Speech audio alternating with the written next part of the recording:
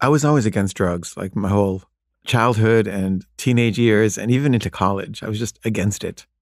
And I had, the usual prejudices, it's a crutch and you shouldn't need that to be happy or whatever. But my friend Arnold, who I trusted, was like, Kaveh, you've got to try this. You've got to do it. It's really, really important and it's amazing. And, sometimes you have like a best friend and you just trust them more than anyone in the world. And I felt that way about Arnold. Like if he said this, it must be true. So I said, okay, I'll try some LSD. That was our first drug I ever tried.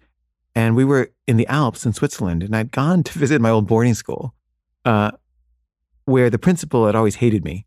And we went there and we took the LSD and we went in the mountains. It was in the Alps.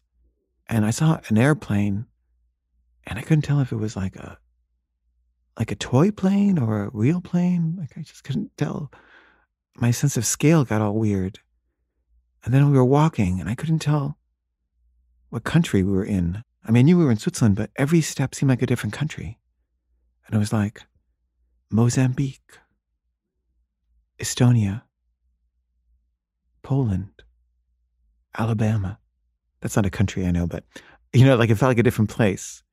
And it was it was just completely mind-blowing that I'd never seen the world this way before. Like there was a whole world that I'd not seen, that I lived in. And then we were still tripping when we got back to the boarding school. And we went to see the principal who had always hated me.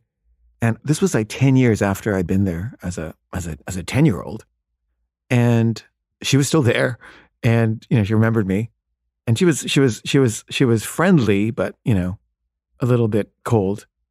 But then when I started talking to her while I was tripping, we just had this incredible conversation about life and Marx and cinema.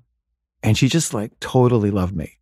And she said, I always thought of you as this really spoiled American kid. And now I see that you're like this really great person. And she basically apologized for how she treated me.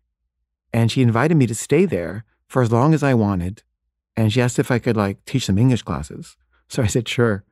So I spent like 3 days there just hanging out with her and the new batch of kids and teaching classes and like making them question like all the things that they were being taught.